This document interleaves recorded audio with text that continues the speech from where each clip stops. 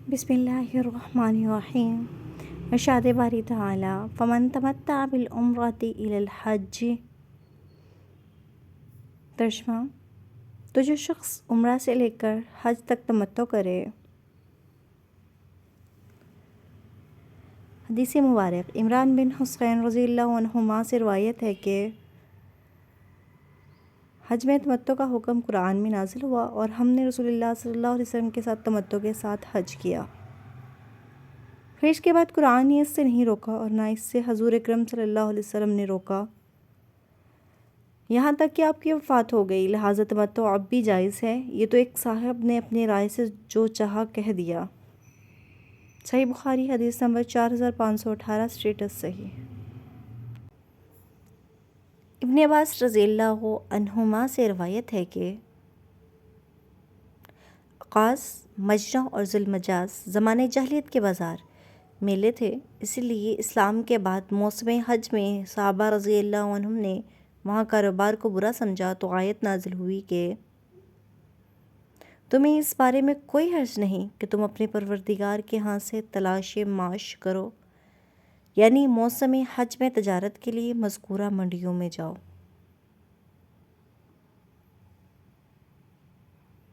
صحیح بخاری حدیث نمبر 4519، قرآن پاک کی تفسیر کے بیان میں، اسٹیٹس صحیح۔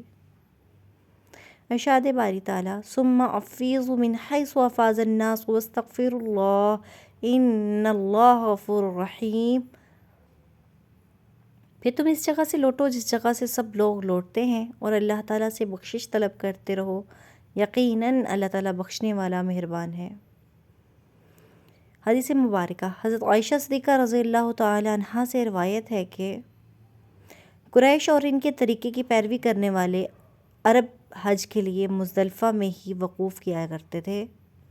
اس کا نام انہوں نے الحمص رکھا تھا اور باقی عرب عرفات کے میدان میں وقوف کرتے تھے۔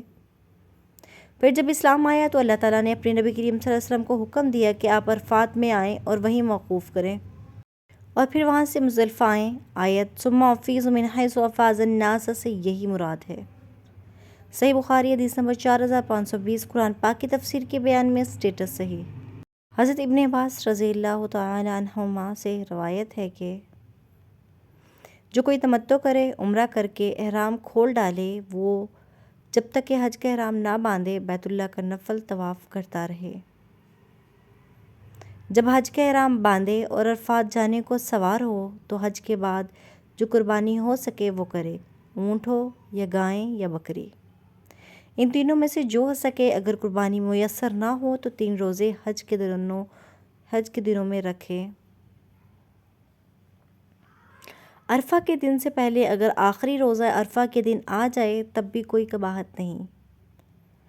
شہر مکہ سے چل کر عرفات کو جائیں، وہاں عصر کی نماز سے رات کی تاریکی ہونے تک ٹھہریں، پھر عرفات سے اس وقت لوٹیں جب دوسرے لوگ لوٹیں اور سب لوگوں کے ساتھ رات مزدلفہ میں گزاریں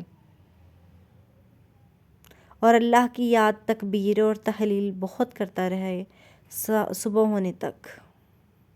صبح کو لوگوں کے ساتھ مزدلفہ سے مینا کو لوٹے، جیسے اللہ تعالیٰ نے فرمایا ثم افیضوا من حیث افاض الناس، آیات، یعنی کنکریاں مارنے تک اسی طرح اللہ کی یاد اور تکبیر و تحلیل کرتے رہو۔ صحیح بخاری حدیث نمبر 4521، قرآن پاک کی تفسیر کے بیان میں، اسٹیٹس صحیح۔ ارشاد باری تعالی وَمِنْهُم مَّن يَقُولُ رَبَّنَا آتِنَا فِي الدُّنْيَا حَسَنَةً وَفِي الْآخِرَةِ حَسَنَةً وَقِنَا عَذَابَ النَّارِ۔ ترجمہ: اور بعض لوگ وہ بھی ہیں جو کہتے ہیں اے ہمارے رب، ہمیں دنیا میں نیکی دے اور آخرت میں بھی بھلائی عطا فرما اور ہمیں عذاب جہنم سے نجات دے۔ حدیث مبارکہ: حضرت انس رضی اللہ تعالی عنہ سے روایت ہے کہ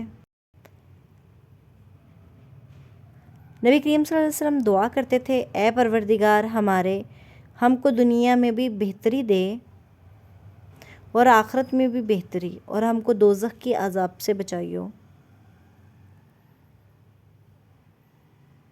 صحیح بخاری حدیث نمبر 4522، قرآن پاک کی تفسیر کے بیان میں، اسٹیٹس صحیح۔ جزاکم اللہ خیرا کثیرا۔